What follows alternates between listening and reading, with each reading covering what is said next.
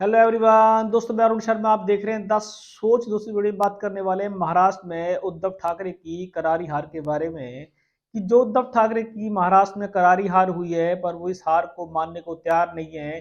पहले वो मोदी जी के चेहरे पे इलेक्शन लड़े थे और उसको अपनी जीत बताते थे, पर इस बार वो जो करारी हार हुई है उसको कांग्रेस की हार बता रहे हैं। दोस्तों अगर आप चैनल पहली बार हैं, जोड़ सकते हैं सारी वीडियो को। दोस्तों बात करते हैं उद्धव ठाकरे के लिए कि उद्धव ठाकरे ने पिछला इलेक्शन नरेंद्र मोदी सरकार के साथ लड़ा था, जिसमें उनको 2.5 साल का मुख्यमंत्री थे, कुछ कमिटमेंट किए गए थे। सच है झूठे नहीं कहा जा सकता, पर वो ये कहते थे कि बीजेपी उनके चेहरे पे जीती थी, पर वो इस बार पिक्चर क्लियर हो चुकी है कि बीजेपी उनके चेहरे पे नहीं जीती थी और वो अपने चेहरे पे जीती थी, मोदी और कमल के चेहरे पे जीती थी। पर उद्धव ठाकरे 5 साल ये लाभ गाते रहे कि बीजेपी ने उनका शोषण किया, बीजेपी उनके चेहरे पे जीत कर उनको ही बीजेपी ने धक्का दे दिया।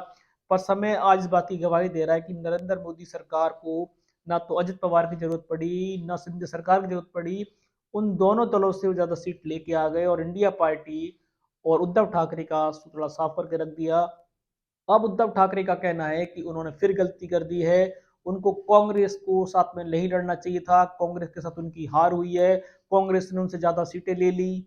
उद्धव ठाकरे कब अपनी हार मानेंगे? महाराष्ट्र की जनता ने एक तरीके से उनको नकार दिया है। पहले संजय राउत सुप्रीम कोर्ट के जज पे टीकरा फोड़ रहे थे, फिर वो ईवीएम पे टीकरा फोड़ रहे थे। सुप्रीम कोर्ट के जज ने जब फटकार लगाई तो शायद संजय राउत शांत हो चुके थे।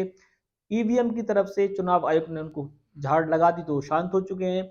इसके बाद अब देखा जाए तो वो हार का मोहरा Rahul Gandhi, Congress party, India party को टीकरा फोड़ रहे हैं। हालांकि शरद पवार कुछ नहीं कहना चाहते, शरद पवार से उनकी दूरी बढ़ती जा रही है। कुछ दिनों के मेहमान हैं उद्धव ठाकरे। ऐसा ना हो कि जिस तरीके से 5 साल मोदी जी की बुराई की और हिंदू तत्व को छोड़ के जिस तरीके से उनका राजनीति में कद था वो जीरो होता जा रहा है। आज वो कांग्रेस के पे मंथन पे सवाल खड़े कर रहे हैं। उन्होंने अपना ग्राफ देखने की कोशिश नहीं की कि महाराष्ट्र की जनता ने उनको पूरी तरीके से नकार दिया है। महाराष्ट्र की जनता ने सिंधे को पसंद किया, अजित पवार को पसंद किया और बीजेपी सरकार को पसंद किया, कुछ कांग्रेस पार्टी को और कुछ आपको किया। पर आपको समझ में ये आ रहा है कि उनकी अगर हार हुई है तो कांग्रेस को ज्यादा सीटें देने से हुई है। तो कुछ दिन पहले से संजय राउत सुप्रीम कोर्ट पे जज पे टीका क्यों फोड़ रहे थे, ईवीएम का बहाना क्यों लगा रहे थे? तो संजय राउत और देखा जाए तो उद्धव ठाकरे को चापलूसों से बचने की जरूरत है। उनको अपनी पार्टी का सियासी मंथन करने की जरूरत है और अगर उनको बीजेपी में जाना है तो उनको लिए नया लाभ गाने की जरूरत नहीं है। और जिस तरीके से हिंदू धारा को छोड़कर उन्होंने नई पार्टी बनाई और बीजेपी को यहाँ के दिखाई, तो शायद हिंदू तत्व के चलते उनकी हार हुई है। उनके पास शायद एक विकल्प है कि वो बीजेपी जैसा ही उनको निचर करना पड़ेगा और बीजेपी की विचारधारा जो उनके फादर की थी, जिसके चलते शिवसेना का गठन हुआ और शिवसेना कायम रही, जिसको सिंध सरकार ने दोहराया। अगर वो विचारधारा नहीं लेके आएंगे तो कांग्रेस तो क्या, वो किसी के साथ गठबंधन कर ले, उनकी महाराष्ट्र की राजनीति में जीत नहीं हो सकती। शायद उद्धव ठाकरे इस बात को समझना नहीं चाहते हैं और हो सकता है कि वो बीजेपी में जाने के लिए मन बना चुके हैं। उनको समझ में आ रहा है कि 5 साल कैसे कटेंगे। बीजेपी को कभी भी वो मोदी जी को, नरेंद्र भाई को अपना भाई बता सकते हैं। अब देखते हैं कि उद्धव ठाकरे सियासी हार का ठीकरा कांग्रेस पर फोड़कर फिर दोबारा से बीजेपी की धारा में, अमृत धारा में नहाएंगे और दोबारा से बीजेपी के गुण गाते नजर आ सकते हैं।